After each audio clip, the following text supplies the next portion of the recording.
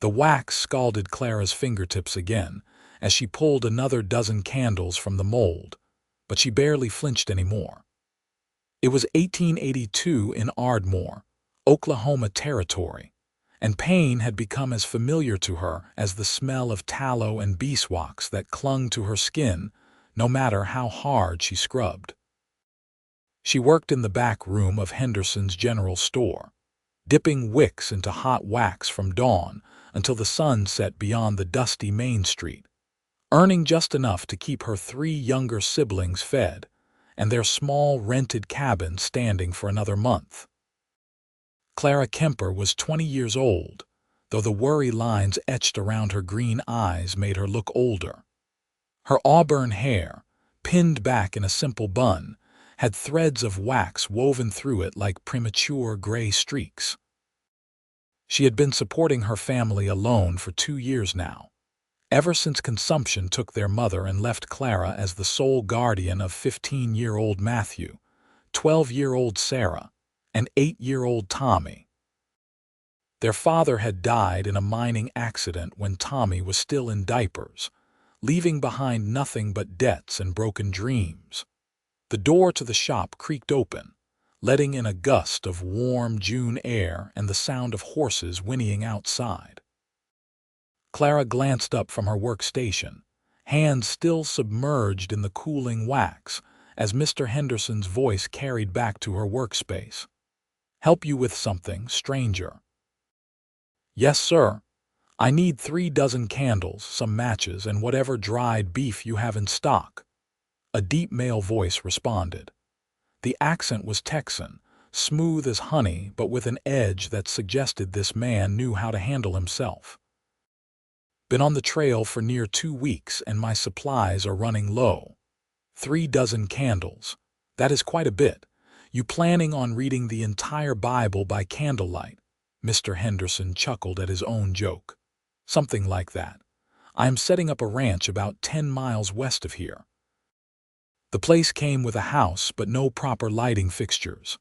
Until I can get some lamps ordered, candles will have to do."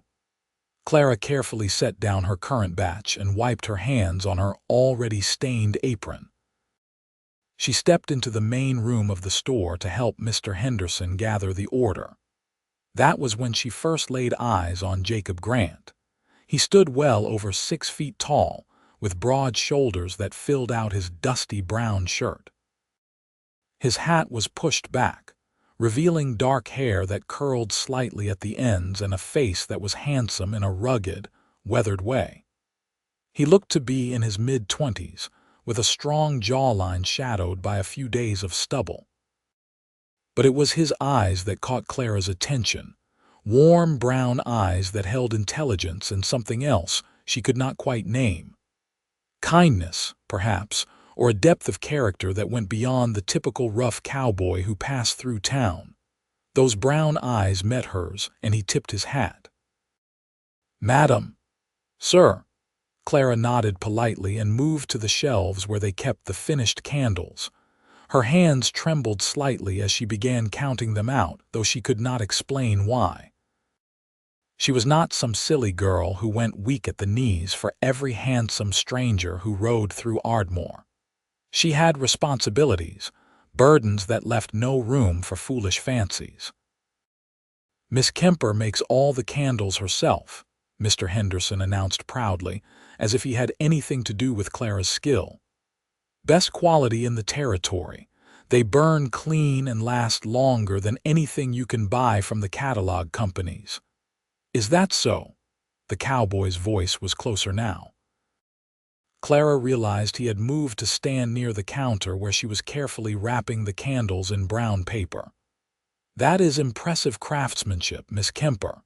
"Thank you," Clara murmured, keeping her eyes on her work. She could feel the heat of a blush creeping up her neck. "I do my best." "How long have you been candle making?" The question surprised her. Most men did not bother with small talk, especially not with working women like herself. "About 5 years now. I started helping my mother when I was younger and then took over the business when she passed." "I am sorry for your loss." The sincerity in his tone made Clara finally look up at him fully. His expression held genuine sympathy, not the empty platitudes she usually received. "It is clear she taught you well." "She did." Clara finished wrapping the last bundle and tallied up the numbers in her head. "That will be $2.40 for the candles."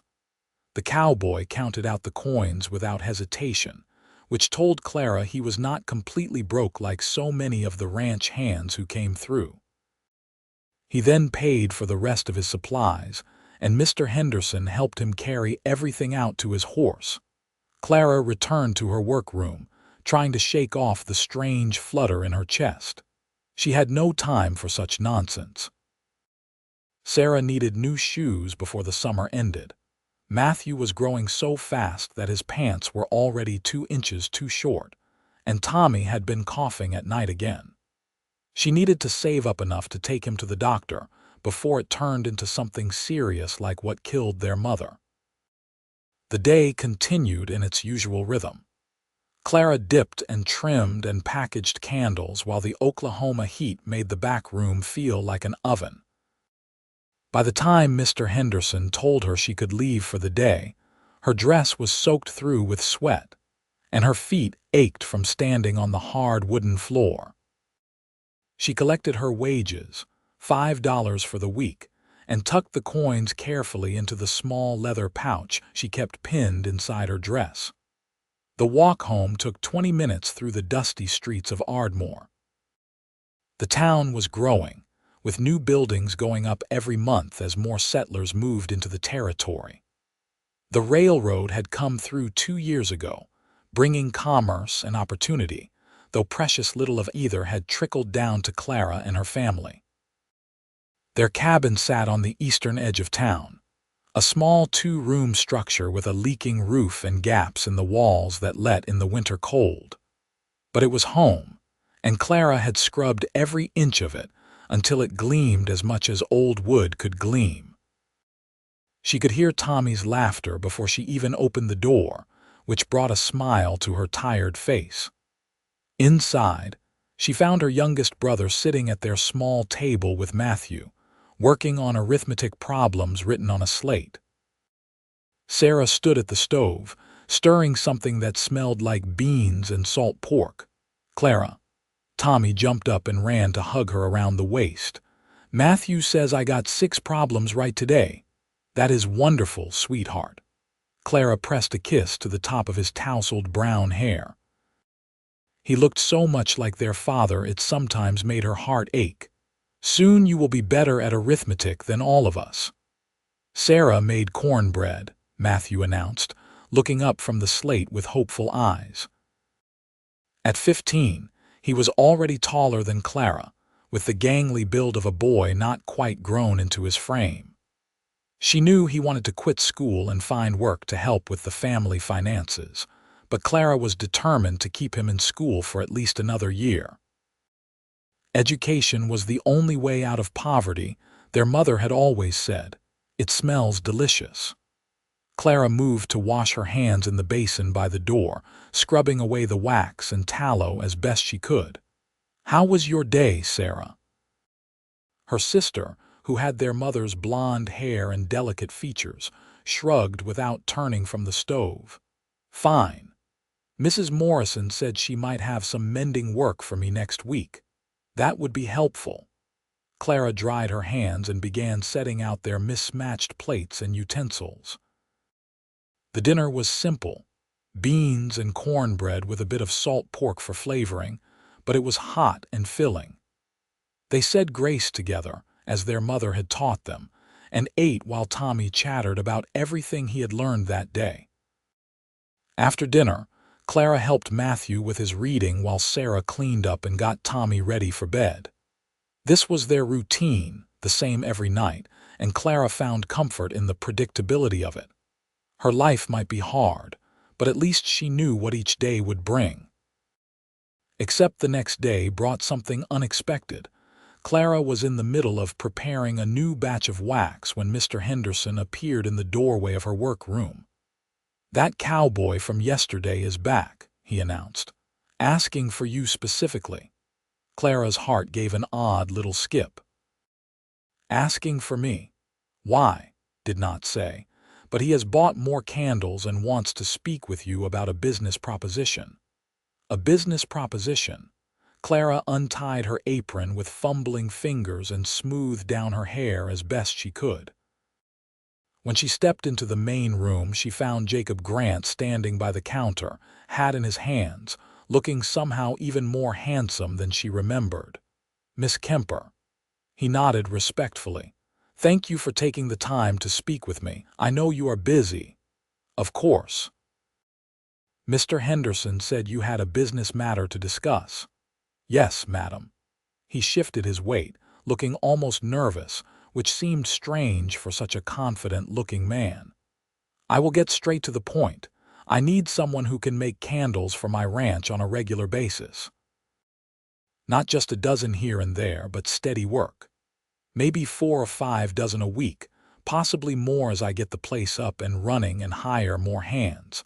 I know you work here for Mr. Henderson, but I was hoping we could come to some sort of arrangement." Clara's mind raced. 4 or 5 dozen candles a week would mean significantly more income. But she could not do that much extra work in Mr. Henderson's shop without it interfering with her regular duties. "I appreciate the offer, Mr. Grant, but I am not sure how I could manage that volume on top of my current responsibilities." "I thought you might say that." He cleared his throat. "So I have another proposition. What if you came out to my ranch to work? I have a good setup for candle making in one of the outbuildings. You could work there instead of here, and I would pay you $7 a week, plus you could keep any extra candles you make to sell on your own." $7 a week. Clara's breath caught. That was $2 more than she made now, and the ability to sell extra candles could bring in even more. With that kind of money, she could afford better food, new clothes for the children, maybe even save up to buy their own cabin instead of renting. But the idea of working alone at a ranch with a man she barely knew made her deeply uncomfortable. It would not be proper, and in a small town like Ardmore, reputation was everything. Jacob seemed to read her hesitation. "I should clarify, you would not be alone out there. I have a housekeeper, Mrs. Sullivan, who comes in every day. She is a widow lady from town, good Christian woman, and she would be there the whole time you are working. Everything would be completely above board and respectable." That did ease Clara's concern somewhat, but she still felt torn. "May I have some time to think about it?" "Of course. Take all the time you need." He pulled a small card from his pocket and handed it to her. It had his name and the location of his ranch written in neat script. "If you want to see the setup before you decide, you are welcome to come out any time. I will have Mrs. Sullivan there tomorrow afternoon if you want to visit then." "Thank you. I will consider it carefully." After Jacob left, Mr. Henderson fixed Clara with a stern look. "You are not actually thinking of taking him up on that offer, are you?" "I am considering it," Clara admitted. "It is good money. It is also improper for a young, unmarried woman to be working at a bachelor's ranch. People will talk." "People already talk," Clara said quietly. "They talk about how my dress is patched and my siblings' shoes have holes. They talk about how we can barely afford to eat. Maybe it is time I gave them something else to talk about while I actually improve our situation." Mr. Henderson's expression softened. "I know things are hard for you, Clara, but your reputation is all you have. Once that is gone, you cannot get it back. My reputation will not feed my family." Clara straightened her spine. "And Mr. Grant said his housekeeper would be there. If the situation is truly improper, I will know when I visit tomorrow and I can decline his offer." That night, Clara lay awake on the narrow cot she shared with Sarah, staring at the dark ceiling and thinking. $7 a week. With that money, Tommy could see a real doctor. Matthew could stay in school. Sarah could have a new dress that was not made from someone else's cast-offs. Clara herself might finally be able to rest for more than a few hours without worrying about whether they would have enough to eat. The next afternoon, Clara borrowed a horse from the livery stable, paying 10 cents she could barely afford for the rental. The ride out to Jacob Grant's ranch took her through gently rolling prairie dotted with wildflowers and the occasional stand of trees. It was beautiful country, and Clara found herself relaxing slightly in the saddle despite her nervousness about the upcoming meeting. The ranch appeared on the horizon after about 30 minutes of riding. It was more substantial than Clara had expected, with a large 2-story house freshly painted white, a big barn, several outbuildings, and sturdy fencing marking off pastures where cattle grazed. This was not some struggling homestead, but a real working ranch with money behind it. Jacob must have been watching for her because he came out of the barn before she even dismounted. "Miss Kemper, I am glad you came." He helped her down from the horse with steady hands. "Let me show you around." He led her first to the main house, where a plump woman with gray hair and a kind face greeted them. "This is Mrs. Sullivan, my housekeeper. Pleased to meet you, dear." Mrs. Sullivan shook Clara's hand warmly. "Mr. Grant has told me all about you and your talent for candle making. It would be lovely to have another woman around the place during the day." The housekeeper's genuine friendliness put Clara at ease. They chatted for a few minutes about the house and the ranch before Jacob led Clara out to one of the larger outbuildings. Inside, he had set up what could only be described as a candle maker's dream workshop. Large, sturdy tables lined one wall, with racks for drying candles along another.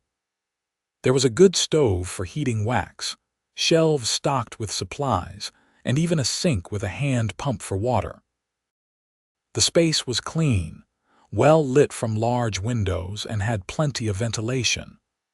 "I know it might need some adjustments based on how you like to work," Jacob said, watching her face carefully. "But I tried to set it up with everything you might need. If there is anything missing, just let me know and I will get it." Clara walked slowly around the room, running her hand over the smooth tabletop, examining the quality of the wicks and molds he had purchased. Everything was top-notch, far better than the cramped corner she worked in at Henderson's store. "This must have cost you a fortune to set up," she said quietly. "I believe in investing in quality." Jacob leaned against the door frame, arms crossed loosely over his chest.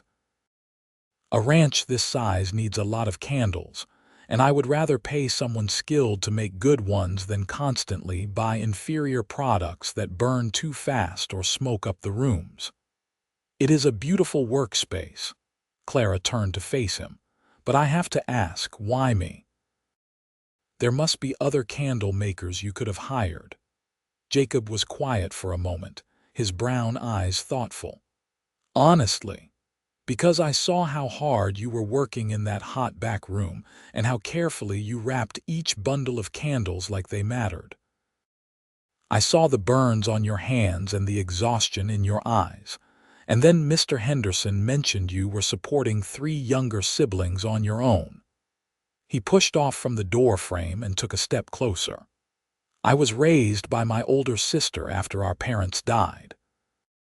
I know what that kind of burden feels like. If I can help make your load a little lighter while also getting quality candles for my ranch, that seems like a situation where everyone benefits." His words touched something deep in Clara's chest.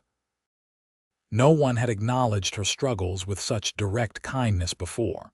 Most people either pitied her or judged her, but Jacob seemed to simply see her as a person doing her best in difficult circumstances. "When would you want me to start?" she asked. A smile spread across Jacob's face, transforming it from handsome to absolutely devastating. "Is Monday too soon?" "Monday is perfect." They worked out the details over coffee that Mrs. Sullivan insisted on serving. Clara would come out to the ranch 6 days a week, working from mid-morning until late afternoon. Jacob would provide a horse for her to ride back and forth, since he had several in his stable. She would make candles for the ranch's needs first, and anything beyond that she could sell on her own and keep the profits. When Clara rode back to town that evening, her heart felt lighter than it had in months. She burst into the cabin with actual good news for the first time in recent memory. "I have a new job," she announced. "Better pay, better conditions, and I can make extra money on the side." The children's faces lit up with excitement. Sarah immediately started planning what they could buy with the extra income, while Matthew asked practical questions about the logistics. Tommy just hugged Clara tight and said he was proud of her. That night, Clara allowed herself to hope that maybe, just maybe, their luck was finally turning. Monday morning dawned clear and bright. Clara dressed in her best work dress, the navy blue one with only a few patches, and braided her auburn hair into a neat crown around her head. Jacob had said he would have the horse delivered to the livery stable, and sure enough, a beautiful chestnut mare was waiting for her when she arrived. The ride out to the ranch became her favorite part of the day almost immediately. There was something freeing about being out on the open prairie, away from the cramped cabin and the gossiping townspeople. The mare, whose name was Rosie, had a smooth gait and a gentle temperament. Jacob met her at the barn again, but this time he was dressed in work clothes, his shirt sleeves rolled up to reveal strong forearms. "Morning, Miss Kemper. Rosie treat you well." "She is wonderful, thank you." Clara dismounted, and Jacob took the reins to lead the horse into the barn. "I will get her settled. You head on over to the workshop. Mrs. Sullivan put on a pot of coffee earlier." The workshop was even better than Clara remembered. Everything was organized and ready for her to begin work. She tied on a clean apron and got started, falling into the familiar rhythm of heating wax, preparing wicks, and dipping candles. She had been working for about an hour when Jacob appeared in the doorway with a cup of coffee and some fresh biscuits. "Mrs. Sullivan sent these out. She worries everyone is not eating enough." "That is very kind." Clara accepted the coffee gratefully. Her fingers were already starting to ache from the repetitive work. "You do not have to wait on me, Mr. Grant. I am sure you have plenty of ranch work to do." "I do, but I wanted to make sure you had everything you needed before I get too deep into my day." He leaned against the work table, watching her with those observant brown eyes. "Are you finding everything all right? It is perfect, truly." Clara took a sip of coffee and sighed with pleasure. It was strong and hot, so much better than the weak brew she made at home to stretch their limited supply. "I could not ask for a better setup." "Good." Jacob smiled, and Clara noticed he had a dimple in his left cheek. "I will be working on fixing some fence in the north pasture if you need anything. Mrs. Sullivan is in the house." Over the following days and weeks, Clara settled into a new routine. She would arrive at the ranch mid-morning, work until late afternoon producing candles, then ride home in time to help with dinner and spend the evening with her siblings. The extra money was already making a difference. She had been able to buy new shoes for Sarah and Tommy, and proper medicine for Tommy's cough that had cleared it up within days. Jacob kept a respectful distance most of the time, but he would stop by the workshop once or twice a day to check on her, always bringing coffee or water or some treat that Mrs. Sullivan had made. They would talk for a few minutes about inconsequential things: the weather, the ranch, the town. Clara found herself looking forward to those brief interludes more than she cared to admit. She learned that Jacob was 26 years old and had made his money working cattle drives from Texas up to Kansas for several years. He had saved every penny, living rough and denying himself comforts, until he had enough to buy this ranch and start building something permanent. Why Ardmore? Clara asked one afternoon when they were both taking a break, sitting on the porch of the workshop and watching storm clouds gather on the horizon. "I got tired of moving," Jacob admitted. "Tired of sleeping on the ground and eating trail dust. I wanted a home, a place that was mine. Oklahoma Territory is growing fast. Lots of opportunity here for someone willing to work hard. You certainly chose a beautiful spot. It is even better since you have been here." The words were said casually, but there was something in Jacob's tone that made Clara's pulse quicken. "The place feels more alive with someone else around." Clara did not know how to respond to that, so she took a sip of her water and changed the subject. But she thought about his words that night as she lay in bed, turning them over in her mind like a puzzle she could not quite solve. As summer deepened into July and then August, Clara found herself not just comfortable at the ranch, but genuinely happy there. Mrs. Sullivan treated her like a daughter, always making sure she ate a good lunch and took breaks.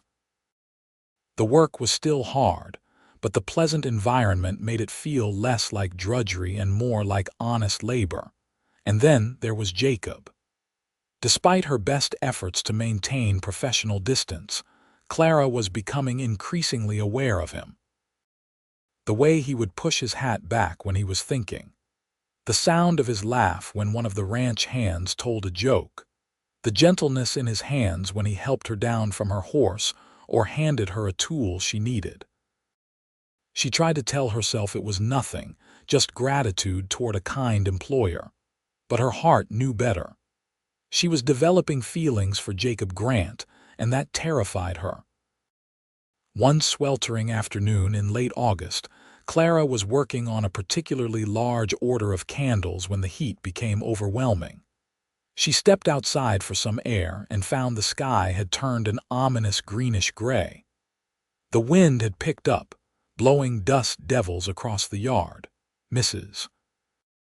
Sullivan rushed out of the main house. "Storm coming. A bad one by the looks of it. We need to get everything secured." Jacob appeared from the barn, already moving with quick efficiency. "Miss Kemper, help Mrs. Sullivan get inside and shut all the windows. I will take care of the animals." But before Clara could even start toward the house, the sky opened up with a roar. It was not rain that fell, but hail, chunks of ice the size of walnuts that hammered down with frightening force. Clara cried out and covered her head with her arms. Suddenly, Jacob was there, his body curving over hers protectively as he rushed her into the workshop. The hail beat against his back and shoulders, and Clara heard him grunt with pain, but he did not stop until they were safely inside. They stood there in the dim workshop, breathing hard as the storm raged outside. Jacob's hands were on Clara's shoulders, and her hands had somehow ended up pressed against his chest. She could feel his heart pounding beneath her palms. "Are you all right?" His voice was rough with concern. Clara looked up at him, taking in the worry in his brown eyes, the hailstones melting in his dark hair, the strong line of his jaw. "Yes, I am fine, but you are hurt. Just some bruises." But when he moved, Clara saw him wince. "Sit down," she commanded, her concern overriding her shyness. "Let me see." Jacob started to protest, but Clara fixed him with a look that had cowed her brothers many times. He sat on the workbench with a small smile. "Yes, madam." With slightly shaking hands, Clara helped him remove his shirt. His back was already showing signs of bruising from the hailstones, red welts that would turn purple by tomorrow. Without thinking, Clara gently touched the worst of them. "You should not have done that," she whispered. "You could have been badly hurt. Could not let you get hurt." Jacob's voice was quiet but intense. He turned his head to look at her over his shoulder. "Clara." It was the first time he had used her given name, and the sound of it on his lips sent warmth flooding through her entire body. Their eyes met and held, and in that moment, Clara knew with absolute certainty that she was in love with Jacob Grant. The realization should have frightened her, but instead it felt as natural as breathing. "Jacob," she whispered back. He stood and turned to face her, one hand coming up to cup her cheek. "I have been trying so hard to be proper, to keep my distance. But Clara, I need to be honest with you. I have feelings for you. Real, deep feelings that keep me awake at night and make my heart race every time I see you riding up that road." Clara's breath caught. "You do. From the very first day I saw you in Henderson's store, wrapping those candles with such care despite how tired you looked. You are the strongest, most determined woman I have ever met. You take care of your whole family, work yourself to exhaustion, and still find it in you to be kind and thoughtful." His thumb stroked her cheek gently. "I know I have no right to speak this way to you. You work for me, and there is a power difference there that makes this complicated. If you want me to never mention this again, if you want to just keep our relationship professional, I will respect that completely." Clara's mind was spinning. This incredible man, handsome and kind and honorable, had feelings for her. It seemed impossible, like something from one of the dime novels Sarah sometimes borrowed from the lending library. "And if I do not want you to never mention it again." The words came out barely louder than a whisper. Hope flared in Jacob's eyes. "Then I would very much like permission to court you properly." The storm continued to rage outside, hail giving way to pounding rain, but inside the workshop, Clara felt as if the sun had just burst through the clouds. "Yes," she said, smiling up at him. "Yes, I would like that very much." Jacob's answering smile was brilliant. He leaned down slowly, giving her plenty of time to pull away if she wanted, and pressed the gentlest kiss to her forehead. "Thank you," he murmured against her skin. They stood there for a long moment, wrapped in each other's presence, until the storm finally began to ease. When they emerged from the workshop, they found Mrs. Sullivan standing on the porch of the main house with a knowing smile on her face. "About time," the housekeeper announced. "I have been waiting for you two to figure out what was plain as day to everyone else."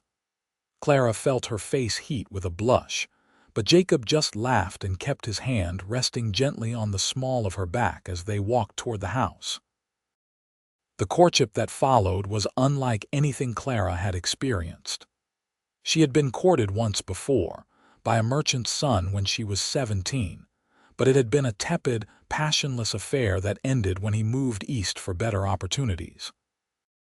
What she felt with Jacob was entirely different, a deep connection that went beyond mere attraction. Jacob was a perfect gentleman, always mindful of propriety. He began coming into town on Sundays to attend church with Clara and her siblings, sitting beside them in the pew and nodding respectfully to the curious townspeople. After church, he would take them all to the restaurant for lunch, a luxury the children had never experienced before. Matthew took to Jacob immediately, peppering him with questions about ranching and horses. Sarah was more reserved at first, protective of her older sister, but she warmed up when Jacob brought her a book of poetry he had ordered from the catalog. And Tommy adored Jacob from the start, especially after Jacob let him sit on one of the ranch horses. "He is good with them," Clara said one evening as she and Jacob sat on the porch of the cabin, watching the sunset paint the sky orange and pink. The children were inside, supposedly getting ready for bed but more likely listening at the window. "They are good kids. You have done an amazing job raising them." Jacob reached over and took her hand, lacing their fingers together. The simple touch sent warmth through Clara's whole body. "It could not have been easy." "It was not," Clara admitted. "There were times I did not think we would make it, times I cried myself to sleep wondering how I would feed them the next day." She looked down at their joined hands. "But then you came along and everything changed." "Not everything. You were already strong and capable before I showed up." Jacob squeezed her hand gently. I just gave you a slightly better place to work. You gave me hope." Clara turned to look at him, her heart so full it almost hurt. "You made me believe that life could be more than just surviving day to day." Jacob leaned in slowly and kissed her, soft and sweet, pouring all his feelings into the gentle press of his lips against hers. When they pulled apart, both of them were smiling inside the cabin.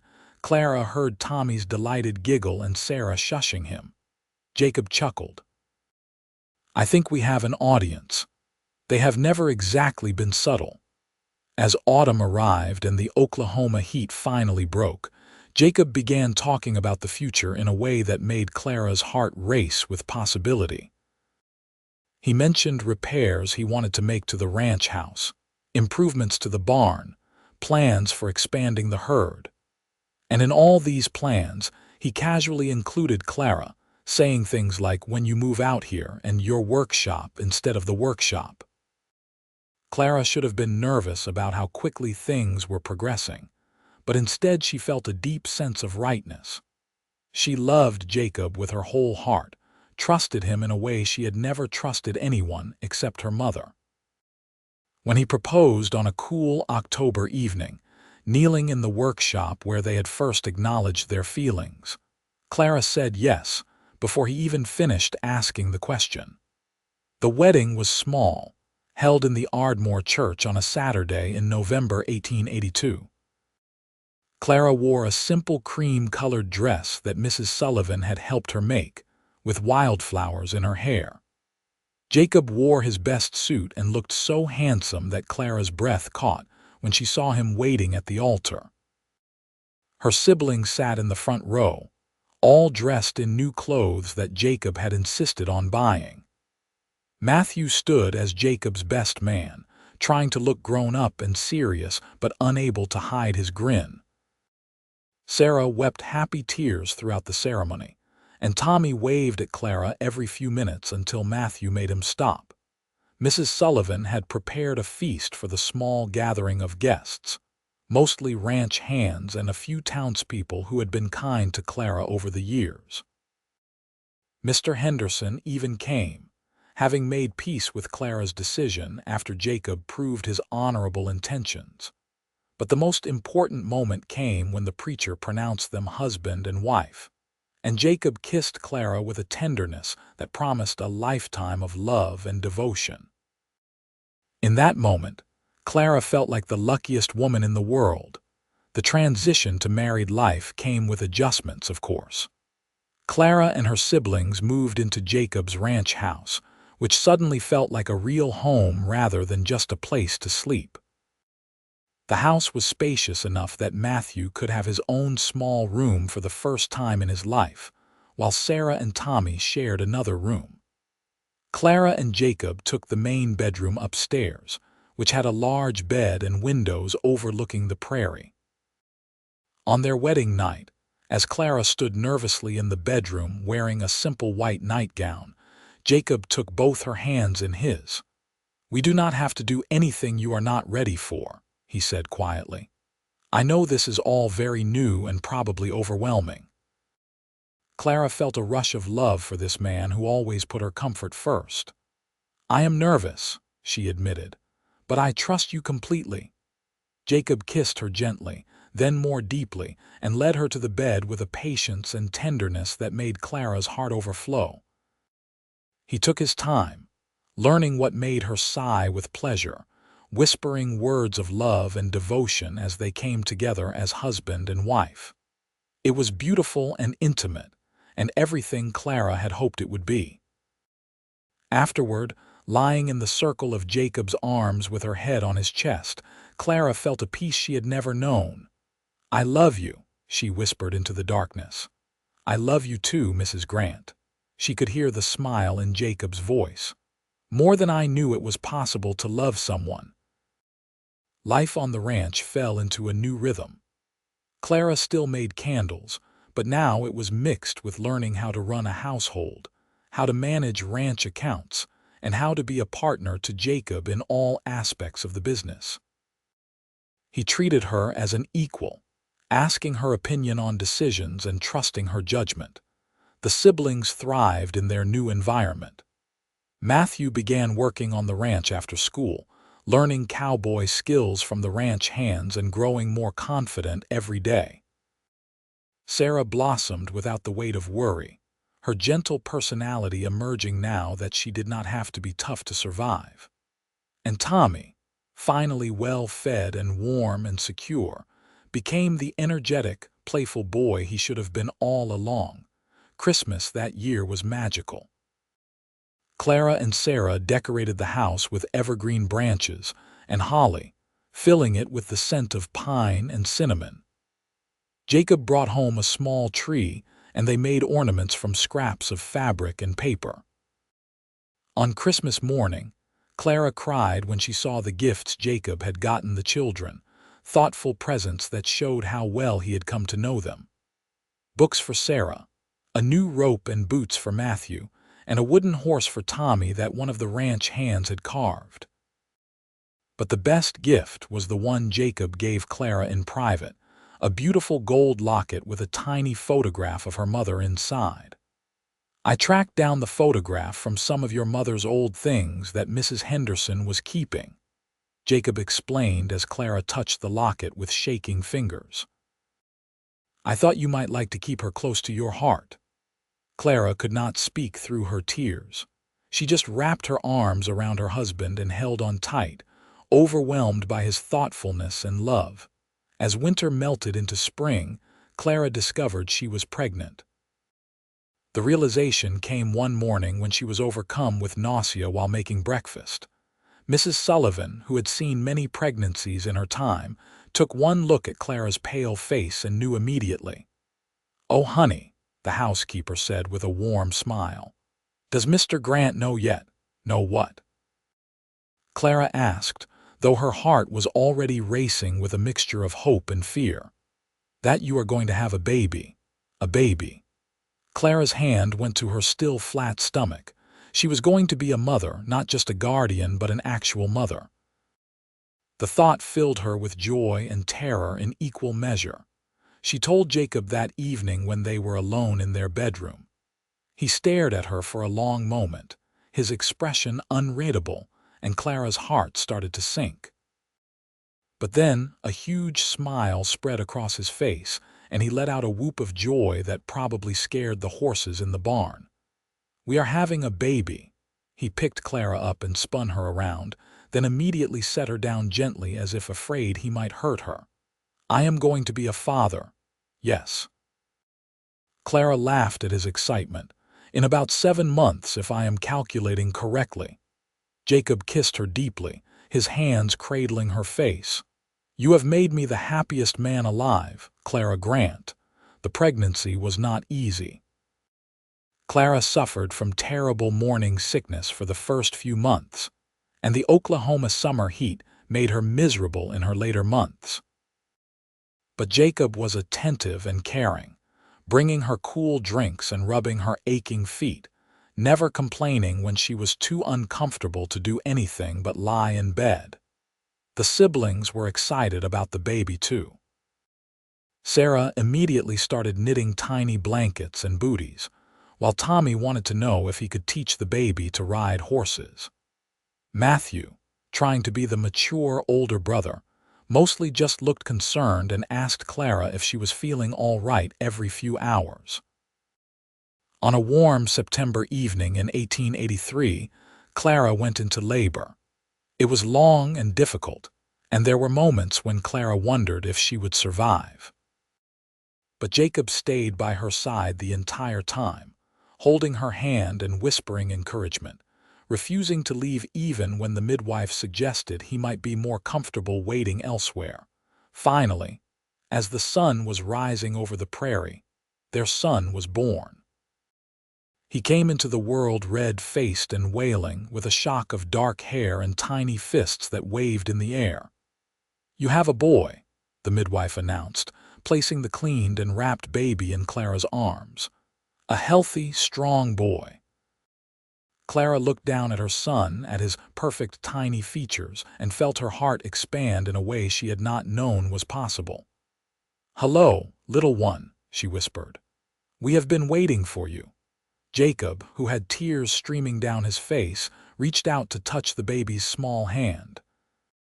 The infant immediately wrapped his fingers around Jacob's larger one, and Jacob let out a sound that was half laugh, half sob. They named him William Jacob Grant, after Jacob's father and Jacob himself. Little William was an easy baby, content to sleep and eat and watch the world with curious dark eyes. Clara's siblings doted on him, always fighting over who got to hold him or rock him or sing to him. Watching Jacob with their son filled Clara with a love so profound, it sometimes brought her to tears. He was a natural father, patient and gentle, talking to William like he was a real person even when the baby was too young to understand. He would walk the floor with William for hours when the baby was fussy, singing old cowboy songs in his deep voice until William fell asleep on his shoulder. As William grew from infant to toddler, the ranch grew too. Jacob's hard work and business sense paid off, and they were able to expand the herd, hire more hands, and make improvements to all the buildings. Clara's candle-making business also flourished, with stores as far away as Oklahoma City ordering her products. But more important than financial success was the happiness that filled their home. Clara would often pause in her daily work to simply look around and marvel at how much her life had changed. There were Matthew and Sarah and Tommy, all growing tall and strong and confident. There was William, learning to walk and babbling his first words. And there was Jacob, her rock and her love, always ready with a smile or a kiss or a helping hand. On their second wedding anniversary, Jacob took Clara back to the workshop where he had first declared his feelings. "I wanted to remind you of where we started," he said, pulling her into his arms. "That stormy day when I finally got brave enough to tell you how I felt." "I remember." Clara smiled up at him. "I was so surprised. I could not believe someone like you could have feelings for someone like me." "Someone like you?" Jacob shook his head in amazement. "Clara, you are the most remarkable woman I have ever known. You were working yourself to the bone to take care of your family, never complaining, never giving up. You were dipping candles in a hot back room and somehow still finding it in yourself to be kind to every person you met." He kissed her softly. "I fell in love with your strength, your determination, your huge heart, and I fall more in love with you every single day." Clara felt tears prick her eyes. "You saved me, Jacob. You and your kindness and your offer to work here. You gave me hope when I had none left." "No." Jacob cupped her face in his hands. "You saved yourself. You were the one who had the courage to try something new, to trust me enough to come work here. You were the one who kept going when everything seemed impossible. I just provided an opportunity. You did all the hard work." They kissed as the sun set beyond the workshop windows, painting the sky in shades of gold and crimson. And Clara thought about how much could change in 2 years, how a chance encounter in a general store could lead to love and marriage and family and home. Life continued to unfold in beautiful and unexpected ways. Matthew, at 18, started courting a sweet girl from town named Emma, the daughter of the bank manager. Sarah developed a talent for drawing and painting, and Jacob encouraged her by ordering art supplies and setting up a small studio for her in one of the unused rooms. Tommy started school and proved to be as clever as he was energetic. When William was 3 years old, Clara discovered she was pregnant again. This time, the pregnancy was easier, perhaps because she knew what to expect. Their daughter was born on a cool spring morning in 1886, with much less drama than William's birth.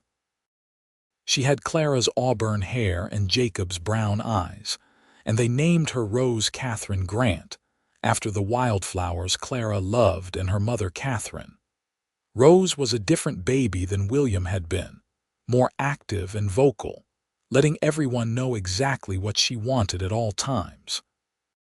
Jacob was just as devoted to his daughter as he was to his son, marveling at her tiny fingers and toes, proudly showing her off to anyone who visited the ranch.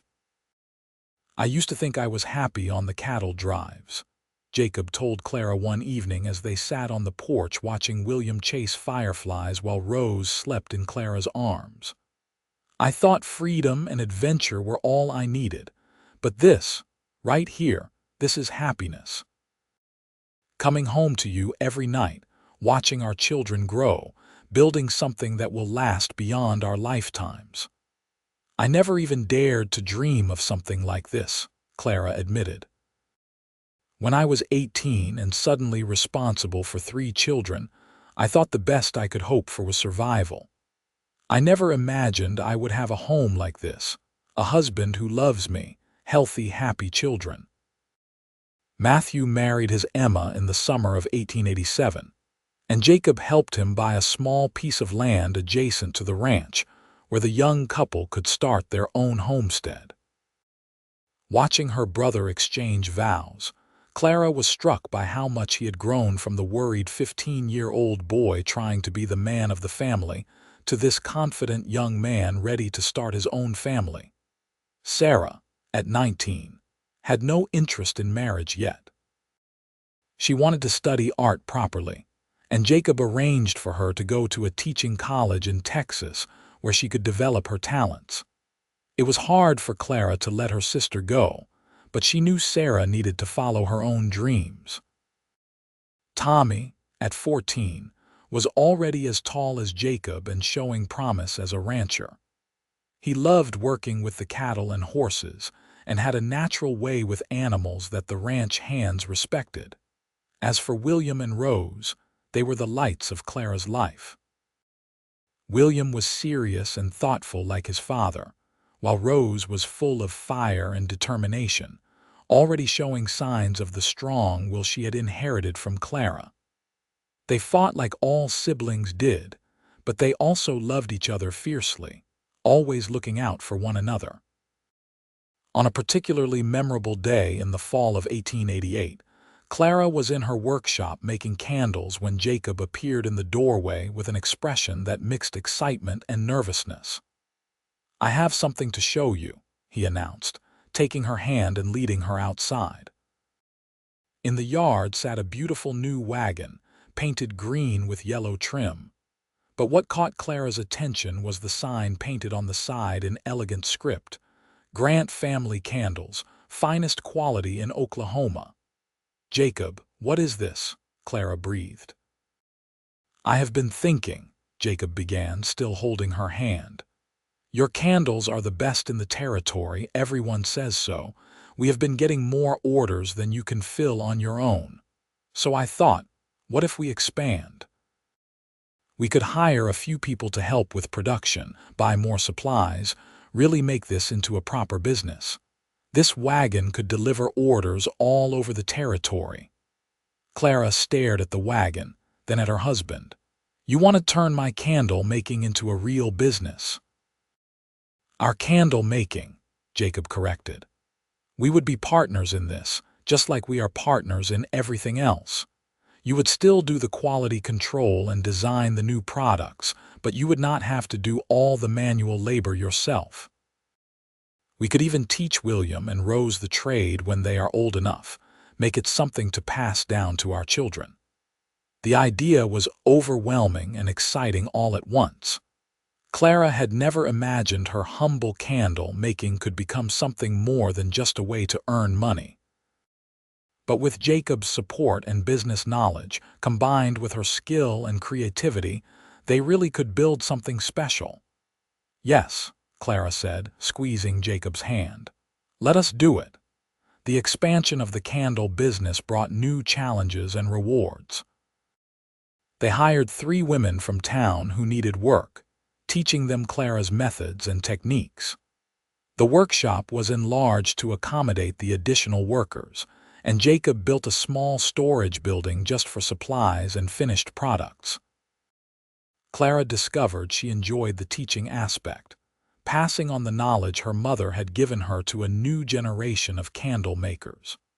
The business grew steadily, with orders coming in from all over Oklahoma Territory and even from as far away as Kansas and Texas. But even as Clara took pride in the business success, her greatest joy remained her family. She loved watching Jacob teach William how to rope cattle and ride horses. She loved seeing Rose follow her around the workshop, already fascinated by the candle-making process at just 3 years old. She loved Sunday dinners when Matthew and Emma would come over with their new baby, and the house would ring with laughter and conversation. One evening in early 1890, as Clara and Jacob prepared for bed, she looked at her reflection in the mirror. She was almost 28 years old now, no longer the exhausted young woman Jacob had met in Henderson's store. The worry lines around her eyes had faded, replaced by laugh lines. Her hands still bore the scars and calluses of hard work, but they were the marks of labor chosen freely, not forced by desperation. "What are you thinking about?" Jacob asked, coming to stand behind her and wrapping his arms around her waist. Clara leaned back against his solid warmth. "I am thinking about how different I look now compared to when we met, how different I feel. You were beautiful then and you are beautiful now." Jacob kissed her temple. "Though I will admit I like seeing you smile more. That first day you looked so tired and worried. It used to break my heart." "I was tired and worried. I did not know how I was going to take care of everyone." Clara turned in his arms to face him. "And then you walked into that store and changed my whole life." "We changed each other's lives," Jacob corrected. "Before I met you, I was just building a ranch with no real purpose beyond success. You gave me a reason for all of it. You made this house a home." They kissed slowly, deeply, the kiss of two people who knew each other completely and loved everything they knew. After 7 years together, Clara still felt her heart race when Jacob touched her, still got butterflies when he smiled at her in that special way. As they lay in bed that night, wrapped in each other's arms, Clara thought about the winding path that had brought her to this moment. If someone had told her 8 years ago, when she was 17, and her mother was dying, that this would be her future, she never would have believed them. The idea that she would find love, build a successful business, raise healthy, happy children, and know real security and joy would have seemed like an impossible dream. But Jacob had made the impossible possible. His kindness, his respect, his unwavering support had allowed Clara to become more than just a survivor. She had become a businesswoman, a wife, a mother, a partner. She had become fully herself, the woman she was always meant to be. The years continued to pass, each one bringing its own joys and challenges. William grew into a thoughtful boy who loved books as much as ranch work. Rose became increasingly interested in the candle business, often spending hours in the workshop helping Clara experiment with new scents and designs. In 1891, Clara gave birth to their third child, another son they named Thomas, after Clara's youngest brother who had grown into a fine young man. Baby Thomas had his mother's green eyes and a sunny disposition that made everyone who met him smile. Matthew and Emma had 2 more children, giving Clara the joy of being an aunt. Sarah graduated from her teaching college and got a job teaching art in Oklahoma City, though she came home frequently to visit. And Tommy, now a young man of 18, had his eye on a girl who worked at the mercantile in town. The candle business continued to thrive, becoming one of the most successful enterprises in the territory. Clara had developed special holiday candles, scented candles using natural oils, and decorative candles for weddings and special occasions. The Grant name was becoming synonymous with quality and craftsmanship. But through all the success and growth, The heart of Clara's life remained her family and especially her marriage to Jacob. They had a partnership based on mutual respect, shared values, and deep, abiding love. They made decisions together, supported each other's dreams, and never let the sun set on an argument. On their 10th wedding anniversary in November 1892, Jacob took Clara on a trip to St. Louis, leaving the children in the capable hands of Mrs. Sullivan and Tommy. It was the first time Clara had ever traveled beyond Oklahoma territory, and she was amazed by the big city with its tall buildings and bustling streets. But the most memorable moment came on their last evening there. Jacob took her to a fancy restaurant, the kind of place Clara never would have dared enter in her youth. Over dinner, he pulled out a small velvet box. "Jacob, you did not need to get me anything," Clara protested, though her heart was fluttering with excitement. "I wanted to." Jacob opened the box to reveal a beautiful ring with a small but perfect diamond. "When we got married, I could not afford a proper ring. You wore a simple gold band and never once complained, but I always wanted to give you something that showed the world how precious you are to me." Tears filled Clara's eyes as Jacob slipped the ring onto her finger, nestling it next to her wedding band. "It is beautiful. But Jacob, I never needed a diamond to know how you feel about me. You show me every single day through your actions and your words. I know, but I wanted to do this anyway." Jacob kissed her hand. 10 years ago, I was a lonely cowboy with an empty house and vague dreams of the future. You walked into my life and made everything meaningful. You gave me purpose, family, love, and more happiness than I knew existed. This ring is just a symbol of what you already know, that you are my heart, my partner, my greatest blessing. They spent that night in their hotel room talking about the past decade, laughing over memories and marveling at how much they had built together. Clara thought about that frightened young woman making candles in a hot back room, supporting her siblings through sheer force of will. She would have been amazed to see her future self, confident and successful and deeply loved. The journey back to Oklahoma felt like coming home in the truest sense. As their train pulled into Ardmore, Clara could see William and Rose waiting on the platform with Mrs. Sullivan, waving excitedly.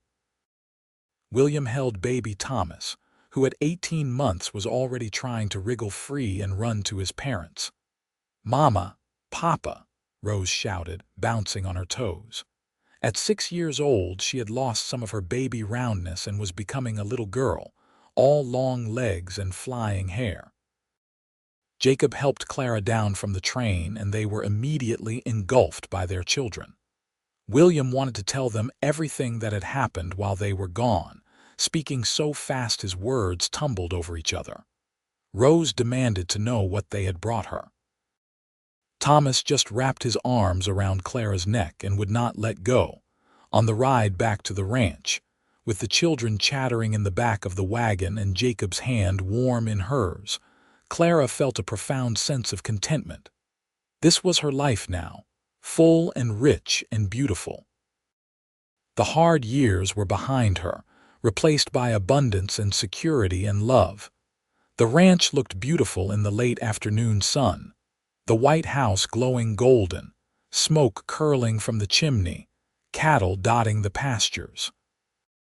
Clara could see one of the ranch hands mending fence in the distance, and Mrs. Sullivan had clearly been cooking because delicious smells wafted from the kitchen. That evening, after the children were fed and bathed and tucked into bed, Clara and Jacob sat on their bedroom balcony watching the stars emerge. Jacob had his arm around her shoulders and Clara leaned into his warmth. "Thank you," Clara said quietly. "For what?" "For everything.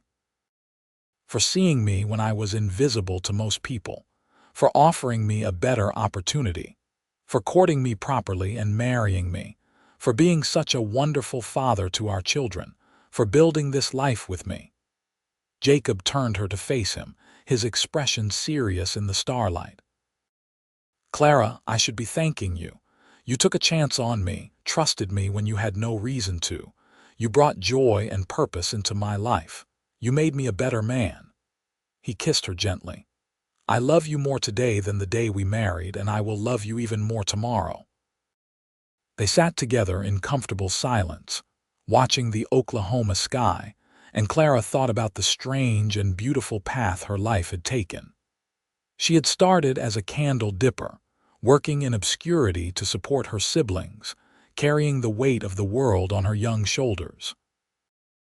And then a cowboy had walked into her life, seen her worth, and given her not just his heart but his partnership, his respect, and his unwavering support. Their love story was not the dramatic whirlwind romance of novels, but something deeper and more lasting. It was built on mutual understanding, shared values, hard work, and genuine affection. It was a partnership of equals who brought out the best in each other. As the years continued to unfold, that love only deepened. William grew into a young man who combined Jacob's practical nature with Clara's creativity, eventually taking over much of the ranch management. Rose, as expected, became deeply involved in the candle business, bringing fresh ideas and innovations that kept the company growing.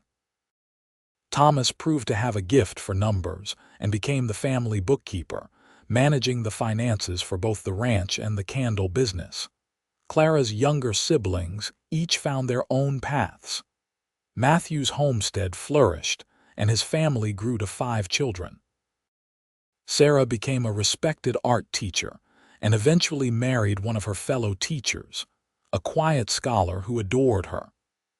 Tommy took over managing the cattle operations on the ranch, working side by side with Jacob and proving himself as capable as any cowhand in the territory. Oklahoma Territory became the state of Oklahoma in 1907, and the Grant family celebrated the milestone along with their neighbors.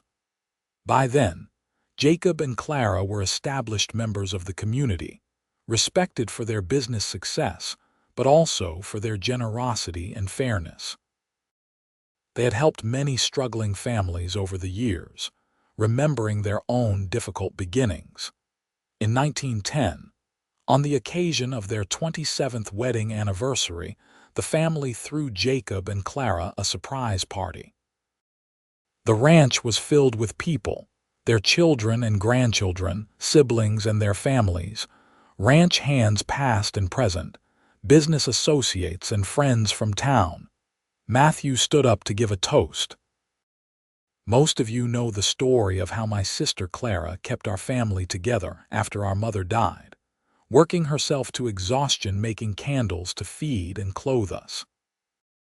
What you might not know is how scared she was, how many nights she cried herself to sleep worrying about whether she was doing right by us. But she never gave up, never stopped trying." He raised his glass toward Clara, his eyes shining with emotion.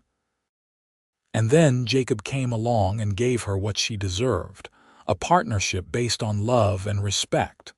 Together, they built something amazing, not just a successful business but a family, a legacy of hard work and integrity.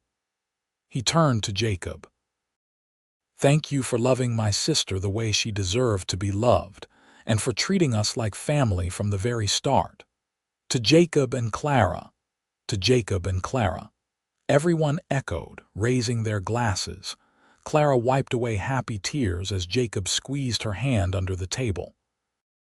She looked around at all the faces, people she loved, people who loved her in return, and felt overwhelmed with gratitude. Later that night, after everyone had gone home and the house was quiet, Jacob found Clara standing in the workshop. She had lit one of her own candles and was just standing there in the soft light, looking around at the space that had been the beginning of so much. "What are you doing out here?" Jacob asked gently, wrapping his arms around her from behind. "Just remembering," Clara said. "That day you brought me here for the first time and showed me this workshop. I thought it was the most beautiful thing I had ever seen. I could not believe someone would do something so kind for a virtual stranger. You were never a stranger. From the moment I saw you, I felt like I knew you, like I had been waiting for you." Jacob rested his chin on top of her head. "This workshop was where I finally found the courage to tell you how I felt. Best decision I ever made." Clara turned in his arms. "You know what I think about sometimes? What would have happened if you had not come into Henderson's store that day? If you had gotten your candles somewhere else, or if you had never needed candles at all?" "I do not like to think about that," Jacob admitted. "A life without you in it is not a life I want to imagine." "Me neither." Clara reached up to cup his face. "You gave me so much, Jacob. Not just material things, though those certainly helped. You gave me partnership, respect, love. You made me believe I was worth something beyond what I could produce or provide. You saw me as a whole person with dreams and hopes of my own. Because that is what you are. That is what you always were, even when you could not see it yourself." Jacob kissed her slowly, sweetly, with all the tenderness of 27 years of marriage. "I love you, Clara Grant. I have loved you since you were a tired young woman wrapping candles with burned fingers, and I will love you until my last breath."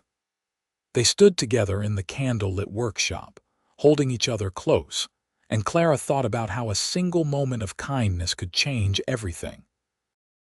Jacob had eased her burden, yes, but he had done so much more than that. He had given her a partner for life's journey, a father for her children, a friend who understood her completely. Their love had weathered challenges, grown stronger through shared joys and sorrows, and become the foundation on which an entire family and business empire was built. It was a love story worthy of the wild Oklahoma prairie, full of hard work and determination, but also beauty, tenderness, and hope. As they walked back to the house hand in hand, Clara looked up at the stars and silently thanked whatever force had brought Jacob Grant into Henderson's general store on that June day in 1882. That chance encounter had led to everything good in her life, all the love and family and success she had never dared to dream of.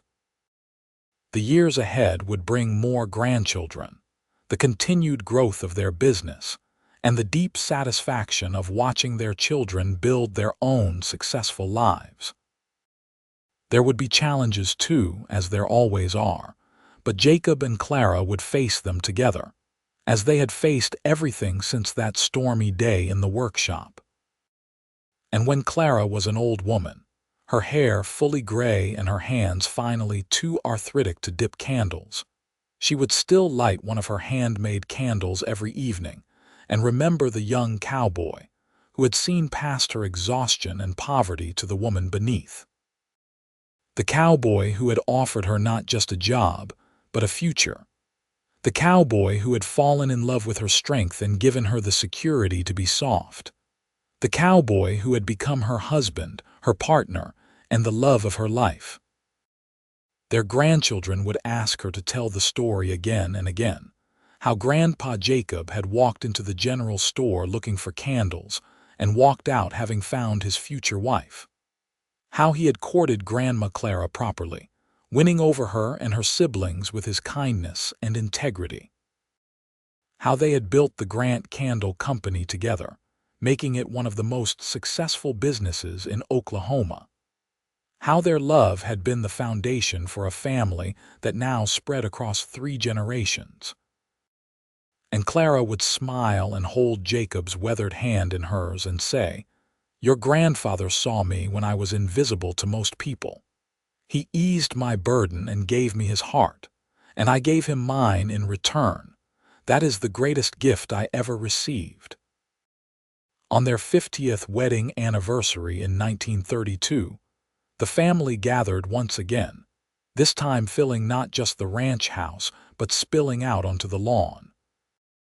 Jacob was 76 now, his dark hair completely silver, but his brown eyes still held the same warmth and intelligence that had captivated Clara all those years ago. Clara herself was 70, her auburn hair white as snow, but still moving with purpose and grace. Their children, all grown with families of their own, had planned an elaborate celebration. There was a band playing, tables laden with food, and so many people that Clara lost count. 3 generations of Grants mixed with extended family, friends, business associates, and townspeople who had known the couple for decades. William, now a 46-year-old man with gray at his temples, stood to give a speech. "My parents taught me what love looks like," he began, his voice carrying across the crowd. "Not the easy kind of love that burns hot and fast, but the steady kind that lasts a lifetime. The kind built on respect, partnership, and genuine friendship. They showed me that true love means supporting your partner's dreams, shouldering burdens together, and choosing each other every single day." He looked at his parents with obvious affection. 50 years of marriage is an incredible achievement, but what is even more incredible is that after all this time, they still look at each other like newlyweds. "Happy anniversary, Mom and Dad." The crowd applauded and Clara wiped tears from her eyes. Jacob pulled her close and kissed her forehead, and the crowd cheered. As the sun set over the Oklahoma prairie, painting the sky in brilliant shades of orange and pink, Clara and Jacob danced together on the lawn, surrounded by everyone they loved. The band played an old waltz, and Jacob led Clara through the steps with the same confidence he had shown all those years ago at their wedding. 50 years, Clara marveled, looking up into her husband's eyes. How did we get here so fast? By living each day fully, loving each other completely, and building something that matters. Jacob smiled down at her. "Would you do it all again, knowing everything we would face?" "In a heartbeat," Clara answered without hesitation. "Every challenge, every struggle, every moment of joy and sorrow. I would do it all again to have you by my side." "Me too, my love. Me too." They danced until the stars came out, the same stars that had watched over them for 50 years of marriage. And when the party finally wound down and the last guests departed, Clara and Jacob sat on their porch, the same spot where Jacob had first kissed her during their courtship. "Thank you," Jacob said quietly, "for saying yes all those years ago. For taking a chance on a lonely cowboy with more hope than sense. For building this beautiful life with me." Clara rested her head on his shoulder. "Thank you for seeing me, truly seeing me, when I was just a tired candle dipper trying to keep her family fed. Thank you for offering me more than just a job, but a partnership, a family, a future. Thank you for loving me the way you have, completely and unconditionally." They sat in comfortable silence, 2 people who had grown old together, whose lives were so intertwined that neither could imagine existing without the other. The candle-making business had been sold to Rose a decade ago, allowing Jacob and Clara to retire and enjoy their golden years. The ranch was being run by William and Thomas working together. Their family had expanded to include 15 grandchildren and even 3 great-grandchildren. But more than any material success or family growth, what Clara treasured most was the man sitting beside her. Jacob had given her everything, but most importantly, he had given her himself. His heart, his loyalty, his unwavering support and love. In the end, that was what mattered most. Not the business they had built or the money they had earned or even the children they had raised. What mattered was the love they had shared, the partnership they had forged, the life they had created together. As the Oklahoma wind whispered across the prairie, carrying the scent of wildflowers and fresh grass, Clara closed her eyes and smiled. She had been blessed beyond measure, loved beyond what she thought possible. The candle dipper had found her cowboy, and together they had written a love story that would be told for generations, and it was perfect.